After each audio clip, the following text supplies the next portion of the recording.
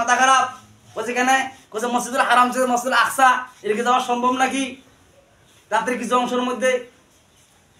তাহলে আর আবু বকর রাদিয়াল্লাহু আনহু ঈমান আনিবে নাই, ঈমানে খারিজ হয়ে যাবে। চলেন যাই। আবু জেল উদ্বা সাহেব খুব যুক্তি, মানে কি খুব বুদ্ধি আমল আছে না নাই। দেখতো ওই হুজুরের পিছনে আজকে খায় না আসবে আইসা নেই, বলছে এই লোক, বলছে এই তো এই লোক জাহানিলা ফুসলে ফুসলে ওই মধ্যে ওর কথা শুনি মাথা পাগল হয়ে গেছে। বলেন না নাউযুবিল্লাহ। হযরত আবু বকর রাদিয়াল্লাহু তাআলার কাছে আবু জেল উদ্বা সাহেব গেলেন, যায় বলতেছেন হুজুরের তো মাথা খারাপ হয়ে গেছে। বলছে কেন? বলছে মসজিদুল হারাম থেকে মসজিদুল আকসা বলে উনি রাতের কিছু অংশ বলে ভ্রমণ করছে, এটা কি বিশ্বাস করা যায় নাকি? আবু বকর রাদিয়াল্লাহু তাআলা বলছেন যে এই কথাটা কে বলছেন? বলছে নবীজি বলেছেন। বলছে নবীজি যদি বলে থাকেন আমি বিশ্বাস করি, বলি সুবহানাল্লাহ। সাহাবীদের ঈমান কেমন ঈমান ছিলেন? নরমাল ঈমান ছিলেন না? আল্লাহু আকবার। এজন্য বিশ্ব নবীজি বলতেন তুমি আবু বকর না, তুমি সিদ্দিক। আল্লাহু আকবার। সিদ্দিক মানে তুমি সত্যবাদী, তুমি যাহা পাও তাহাই বিশ্বাস করো, আমার পক্ষ থেকে যেটাই পাও তুমি সেটাই বিশ্বাস করো। সিদ্দিকে আকবর ইবনে কুহাফা রাসূলের বিকল ছায়া ছবি। সিদ্দিকে আকবর ইবনে কুহাফা রাসূলের বিকল ছায়া ছবি। বলেন না মারহাবা। দিনের তরে কিয়ারে মন উজার করে দিল যাছিল সবই। সিদ্দিকে আকবর ইবনে কুহাফা রাসূলের বিকল ছায়া ছবি। আল্লাহু আকবার। সিদ্দিক কথায় বিশ্বাস করে ফেললেন। বলেন নবীজি যদি বলে থাকে তার মানে কি আমি বিশ্বাস করি? বলেন না সুবহানাল্লাহ। আমি তো জাহান্নাম দেখি নাই, জান্নাত দেখি নাই, না দেখে তো আমি বিশ্বাস করেছি। আপনারা কি জাহান্নাম জান্নাত দেখছেন নাকি? না দেখে তো আল্লাহকে বিশ্বাস করে মসজিদে নামাজ পড়ার জন্য এসেছে, ঠিক কি না? তার ঈমান আছে, সে বিশ্বাস করে। আর যার বেঈমান তার মানে কি? সে হুজুর আলেম ওলামার দোষ খুঁজে বেড়ায়। একদল খাইছে আর একদল খাওয়ার জন্য আছে, গায়ে মুখে মাখায় নাই। যারা আলেম, যারা হক্কানি হকপন্থী, যারা ইমানদার, তখনও তারা ইসলাম থেকে পিছপা হয়ে যায় না, বলে ফাঁসির রশি গলায় জ্বলবো, তাও ইসলাম থেকে আমরা খারিজ হবো না, ঠিক কিনা বলুন? এক কথা বিশ্বাস করেছেন, যদি হুজুর বলে থাকেন আমি সে কথা বিশ্বাস করি বলে।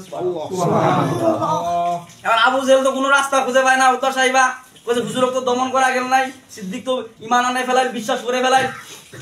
এখন কেমন করে এটা বিশ্বাসকে মানে ধ্বংস করে দেওয়া যায়?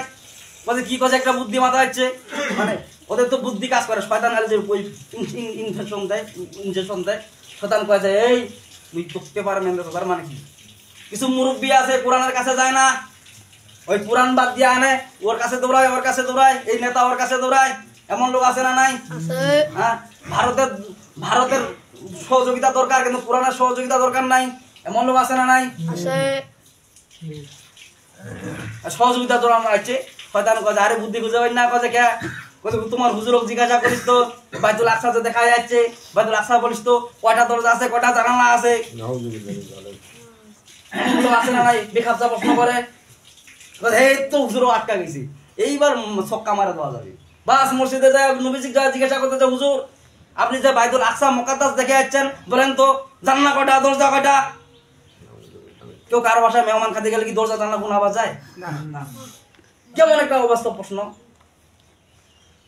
যেমন এইভাবে প্রশ্ন শুরু করে দিলেন আবু জেহেল উদ্বা সাহেবা, এইবার জায়গায় বেড়ে হুজুর আর প্রশ্ন উত্তর দেওয়া পারি মানে এইবার ইসলাম খারিজ, একেবারে ইমান একেবারে অবস্থা খারাপ করে দিয়ে দিব।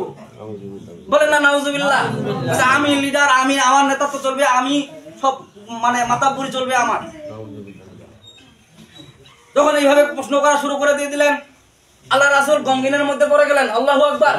যখন গমগিনের মধ্যে পড়ে গেলেন, জিবরাইল আমিন বললেন যে হুজুর আপনি গমগিনের মধ্যে পড়েন না, আল্লাহ তাআলা এখনই একটা বার্তা পাঠিয়ে দিবেন, বলে সুবহানাল্লাহ। সাথে সাথে আল্লাহ পাক সূরা বনী ইসরাইলের প্রথম আয়াত নাযিল করে দিলেন, বলে সুবহানাল্লাহ। আল্লাহ পাক বলেন সুবহানাল্লাযী আসরা বিআবদিহি লাইলাম মিনাল মাসজিদিল হারাম ইলাল মাসজিদিল আকসাল্লাযী বারাকনা হাওলাহু লিনুরিয়াহু মিন আয়াতিনা ইন্নাহু হুয়াস সামিউল বাসীর। আল্লাহু আকবার। আল্লাহ পাক বলতেছেন, হে আবু জেহেল উদ্বা সাহেবারা তোমরা শুনে নাও, সুবহানাল্লাযী আসরা বিআবদিহি লাইলাম মিনাল মাসজিদিল হারাম।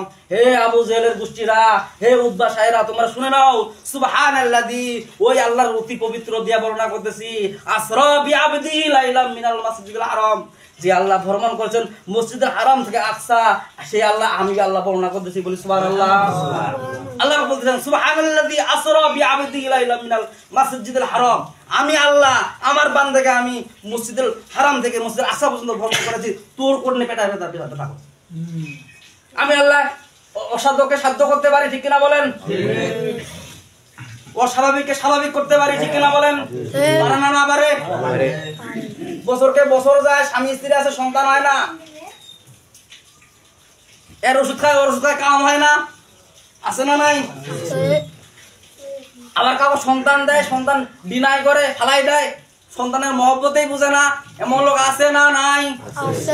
আল্লাহ বলছেন সুবহানাল্লাযী আসরা বিআবদিহি লাইলাম মিনাল মাসজিদিল হারামে ইলাল মাসজিদিল আকসা। আল্লাহু আকবার, সুবহানাল্লাযী আসরা বিআবদিহি, আল্লাহ বল ব্যতিক্রম শব্দ ব্যবহার করলেন। আল্লাহ বলেন সুবহান, অতি পবিত্র সেই আল্লাহর বর্ণনা করে আমি আল্লাহ পাক বলতেছি আসরা বিআবদিহি, যে আমি ভ্রমণ করেছি আমার বান্দাকে লাইলাম মিনাল মাসজিদুল হারাম, রাতের কিছু অংশ মসজিদুল হারাম থেকে ইলাল মাসজিদুল আকসা পর্যন্ত, বলি সুবহানাল্লাহ, ফিলিস্তিনের মসজিদ পর্যন্ত আমি আল্লাহ ভ্রমণ করেছি। আমার আল্লাহর সাথে পারবি নাকি তুই? আয় বিষ্ণুনবীকে আটকায় দিবি জায়গার মধ্যে, আমি আল্লাহ কি বসে থাকবো নাকি? ইমানদার যখন আটকে যায় আল্লাহ বসে থাকে নাকি? আল্লাহ তাআলা বসে থাকে না, আল্লাহ তামাশা দেখেন না। আল্লাহ পাক বলতেছেন যে আমার বান্দাকে আমি আল্লাহ পাক ভ্রমণ করাইছি মসজিদুল হারাম থেকে মসজিদুল আকসা, তুই বিশ্বাস করলেও কি না করলেও, আমি আল্লাহ যদি ভ্রমণ করাই তোর তাতে কি আসে যায়? তারপরে আল্লাহ পাক আরো বলে ক্ষান্ত হন নাই, আরো বলতেছেন আল্লাযী বারাকনা হাওলাহু লিনুরিয়াহু মিন আয়াতিনা, আল্লাযী বারাকনা, আল্লাহ তাআলা বরকতময় করে দিবেন বিশ্ব নবীর আগমনে বাইতুল আকসাকে, বলি সুবহানাল্লাহ। হাওলাহু লিনুরিয়াহু মিন আয়াতিনা ইন্নাহু হুয়াস সামিউল বাসীর, আল্লাহ পাক বলেন যে আমি নিদর্শন হিসাবে রেখে দিলাম, বলি সুবহানাল্লাহ।